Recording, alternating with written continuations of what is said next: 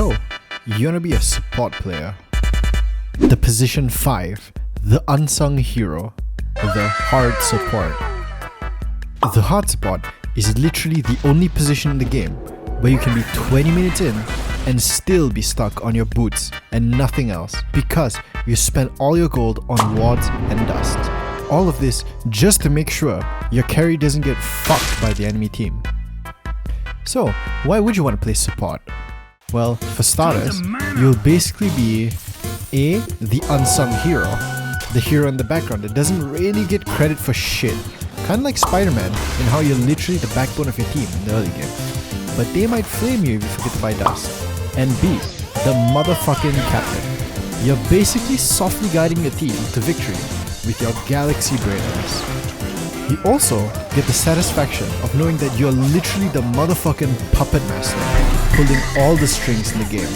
And when your team wins, you know, deep down, it's because of you that your carry could thrive. It's because of your rotations that your other laners won where they would have lost. You know that you made an insane impact, even though not as obvious as the other roles. Your job is to be the real MVP, the one that places the perfect wards, stacks the camps, and most importantly, saves your stupid ass carry from certain death with a clutch glimmer. So, knowing all that, who are the heroes that fill this role? Usually, hard supports are heroes who have a strong presence in the early game, a disable or a slow, and don't require many items to feel powerful.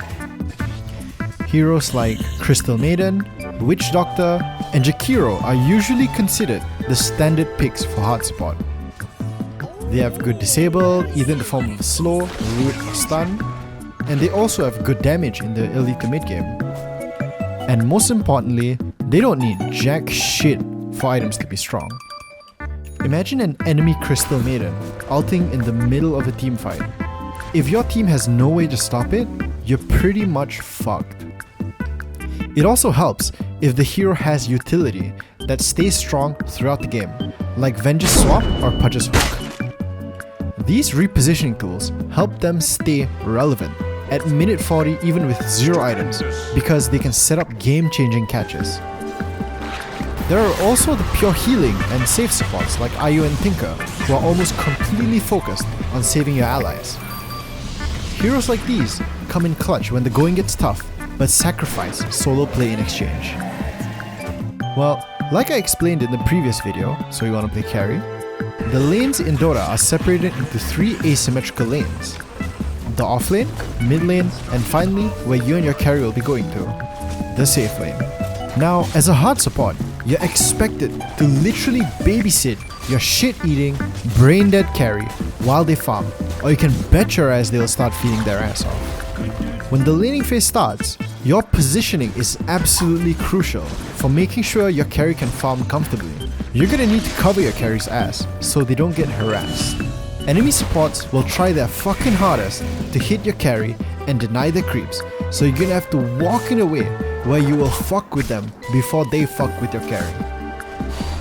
It's kinda like playing chess, but with more swearing, pinging, and Very cute. good positioning means standing between your carry and the enemy offlaner or support, ready to trade hits so your carry can focus on last hitting.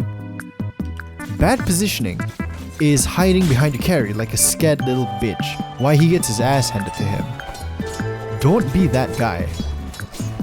Sometimes, you'll need to play aggressively forward to zone out the enemy. Other times, you'll need to hang back and prepare for a pull.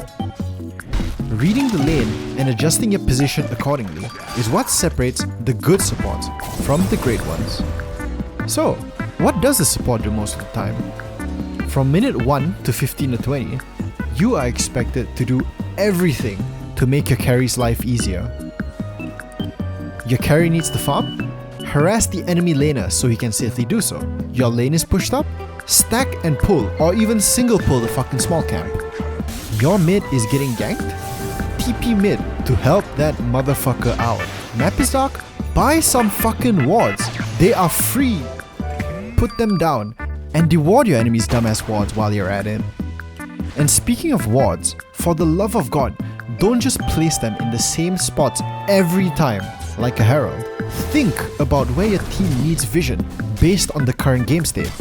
If your team is generally winning, place aggressive wards in the enemy jungle. In these spots, for instance, to help with catching the enemy while they're farming, extending your lead in the meantime. If your team is losing, place defensive wards near where your carry would want to farm, in these spots for instance. But your job isn't just to place wards. While rotating around the map, you might find yourself near a jungle camp or two when the timer is near the 50-second mark. This is when you need to think about stacking. Stacking camps is basically pulling a creep camp out of its spawning zone, which will cause another set of creeps to spawn in it when the minute rolls over, which is the creep's spawning time. Stacking is really important for two main reasons. One, it allows for a carry to farm this camp which you just stacked, which provides a big injection of gold. And two, you can stack and pull your small camp to deny an entire creep wave to the enemy, which fucks with their economy, which we'll explain in a bit. So, it's basically a win-win unless the enemy finds out about your stack and steals it for themselves. So, it's generally advised to have some vision around where you stack. So, how does creep stacking work? If you hold Alt, you can see a yellow box where the camp usually spawns. Every minute, the game checks whether there are creeps in the box, and if there aren't, the game will spawn a new camp in that box. And that leads us to the next question. How would you actually stack a creep camp? Well, you just need to hit the camp at the 54th or 55th second of any minute and run away from it. The creeps will follow you, and as long as they're out of their box, a new set of creeps will spawn in the camp when the minute rolls over. Now, let's talk a bit about pulling. Pulling is when you attack the jungle creeps and lead them to your creep wave. It has a big place in how you control your lane equilibrium as a support, which we'll go over now. If you pull only the unstacked small camp to your safe lane, often called a single pull, you will only lose 1 or 2 friendly creeps depending on the type of small camp you get. Single pulling is used more to control the positioning of the wave when the lane is pushed really hard towards the enemy tower. But here's the catch: if used incorrectly, the enemy wave will crash into your tower and actually bounce it into the enemy side of the lane. So you gotta be extremely careful when you perform a single pull. If you pull a stacked camp to your safe lane, called, you won't believe this, a stack pull, your entire wave will die, causing the enemy to lose out on the gold and experience that it would have offered otherwise. Furthermore, it will crash the enemy creeps into your tower, giving your carry an easy time farming it, and essentially resets the wave back to the default meeting position. This is super useful when you need to completely reset the lane equilibrium. And remember, the goal is to keep the wave as close to your tower as possible without letting it get hit by the tower. This makes it much safer for your carry to farm and more dangerous for the enemies to harass it. Next up are your support timings. There are certain timings that as a support, you must contest or at the very least attempt to fuck with the enemy's attempt at claiming them. First, there's the 7-minute Wisdom Rune. This little baby gives you and the next lowest level teammate with a big injection of XP. This usually is super helpful to reaching your level 6 power spike, so secure it if you can. Then, there's the 3-minute Bounty Rune and Lotus Pool. You'll need to choose one depending on the lane situation, because if the enemy support is competent, they will either contest for the same objective that you're going for, or forgo that objective and take the other. If your carry is doing fine and doesn't need babysitting for a while, you could go for the Bounty Rune to be a little greedy for the gold.